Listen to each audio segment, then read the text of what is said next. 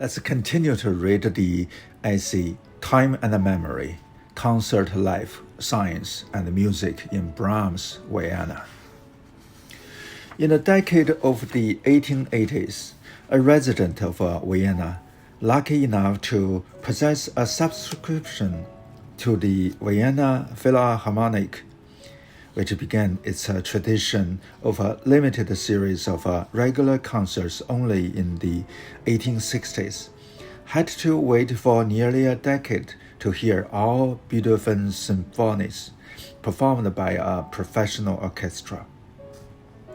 The Vienna Philharmonic gave only 8 concerts a year, and the tradition of traveling orchestras began in earnest only in the 1890s.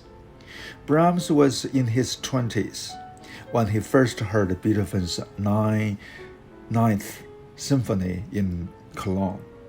It was performed in Vienna only 13 times in the 34 years between 1863 and 1897. In the 5 seasons from 1890 to 1895, the great classical composers, from Haydn to Schumann, occupied 35% of the repertoire. Brahms, Wagner, and Bruckner accounted for 12%. Musical literacy, therefore, depended on active skills, not merely the capacity for listening.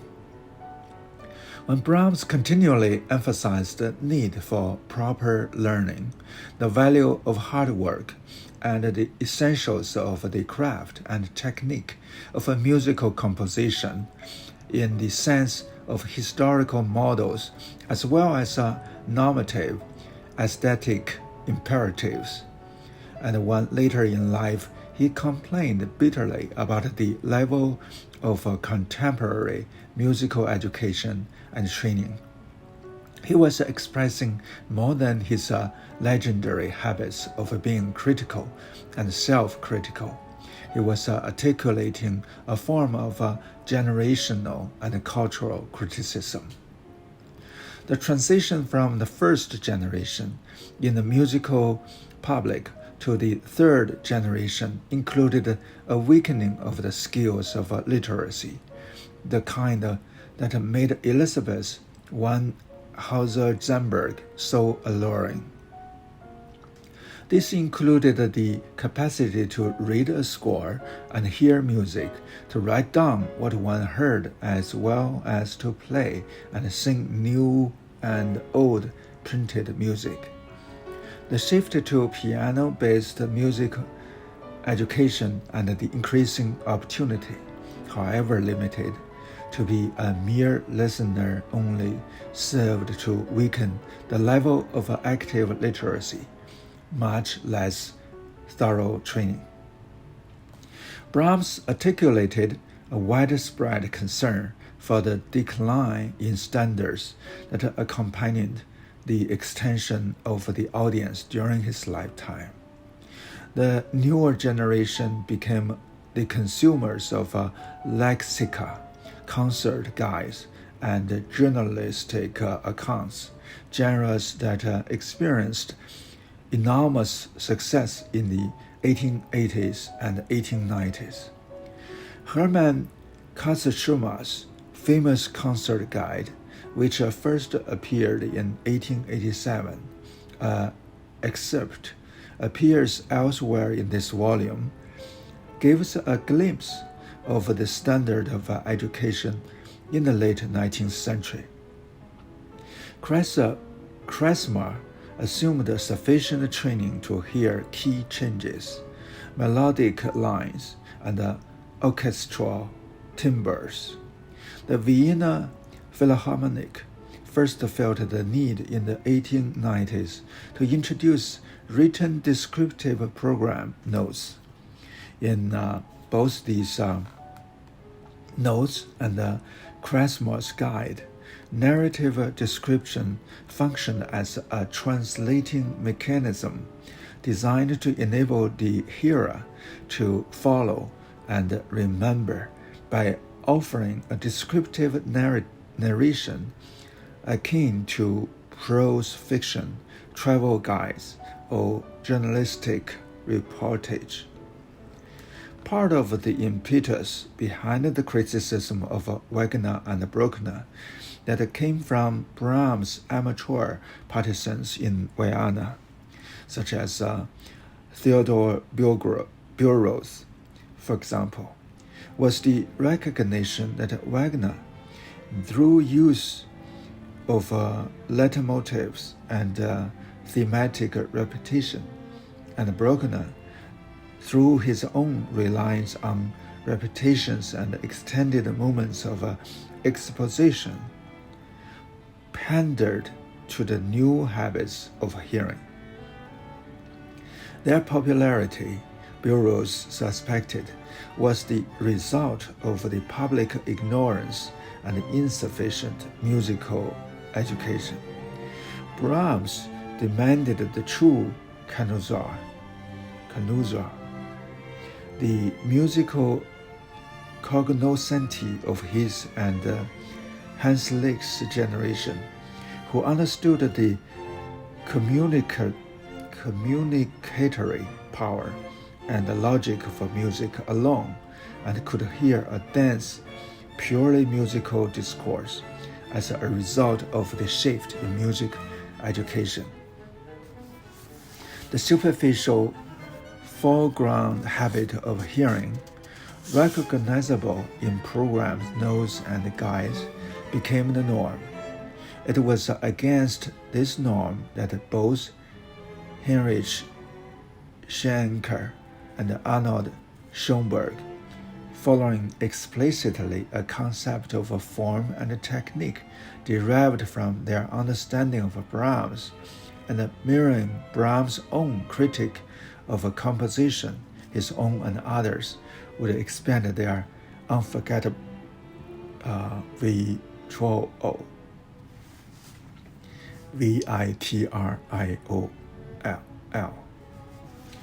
Despite Brahms' suspicion that a decline in musical standards was occurring during his lifetime, the modern reader should not underestimate the extraordinary aura carried by live performances, the premium on memory, the level of musical literacy the late 19th century audience possessed. Arthur Schnetzler provides a reasonable example. The passion of his youth had been the theater.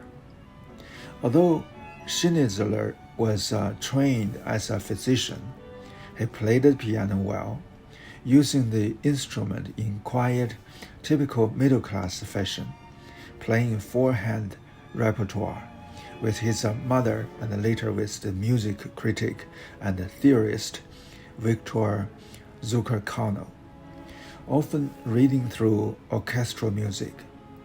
Schnetzler was literate enough to write a light waltz or two. Likewise, the type of amateur choral singers with whom Brahms had worked in Hamburg and Vienna in the 1860s and 70s still existed at the turn of the century. But that tradition was under siege within the amateur world with the dramatic success of the operetta and the resultant popular song.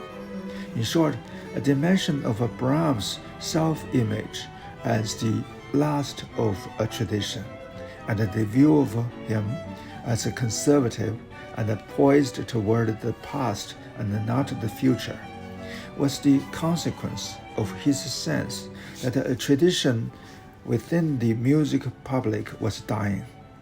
The model of musical communication he sought depended on a literacy in increasingly short supply. As he often commented, his critique of Wagner was hardly musical in a narrow sense, but was directed against his influence. Those who attacked Wagner as a musician were quite ignorant. Its stake was not style, but the survival of a language of expression and the communication among people that had flourished between 1750 and 1850. Rudolf Louis, writing in 1912 about the music of his time, observed that the natural tendency of the young to underestimate the value of artistic form had become extreme. Although Brahms' self-appointed successors were largely too academic, the composers who considered themselves followers of Wagner easily overlooked Brahms to their peril. Brahms' masculine character contained secrets which could be unlocked, but the mechanism required a capacity to grasp his command of a counterpoint and form. Brahms' hard-earned and staggering command of the language of music, not only to write music, but to hear it, remember it, and respond to it, required a discipline and a training Louis regarded as all too rare. The enemies of music were artistic dilettantes and professional experts who did not possess the skills of music making but thought that writing about music was sufficient. Brahms, in all his work, wrote for an audience. The several genres he used all had a public. Often, as in the Labelletta and the later piano works, there was clearly a playing and listening audience, for both comprehensibility was an overt goal. Brahms accepted that promise, but without concessions. Brahms often quoted a letter to Adolf Schönberg regarding the imputed motivic unity of the German Requiem, made it clear that sophistication in compositional skill was not to be pursued at the expense of comprehensibility. Quote, "If I want to retain the same idea, then one should recognize it clearly in every transformation, augmentation, inversion. The opposite would be idle playing around and always a sign of impoverished inspiration." End quote. In discussing a particular set of variations, Brahms claimed that the bass line was the stable basis for his creativity. The elaboration of the melodic over a constant foundation achieved both comprehensibility as well as a proper avenue for original expression.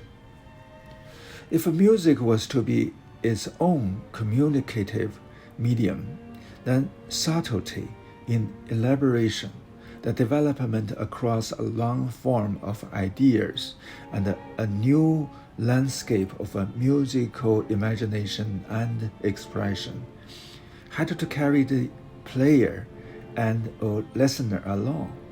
Therefore, from the start, a dimension of comprehensibility was required, although not through the linear sequence of the Wagner music.